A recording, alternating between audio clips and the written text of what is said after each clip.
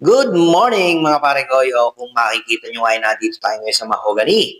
Magandang umaga sa inyo at andito nga ang Nanay Mercy dahil siya may kanya nitong lupaing ito. Dito na nga siya halos nakatira. Napakaganda ng view naman. Kita nyo mga puno, mga tuwid na tuwid. Oh. Pinasok nga natin itong lugar na ito.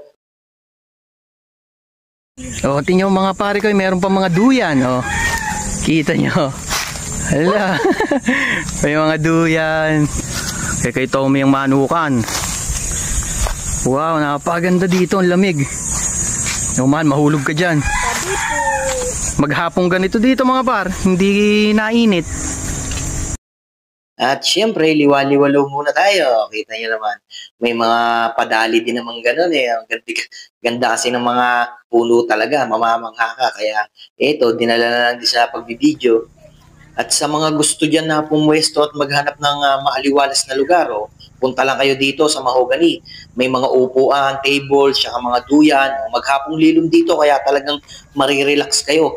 20 pesos lang per head ay talaga namang sulit dahil nga ang ganda. Kita nyo naman, paduyan-duyan lang muna tayo.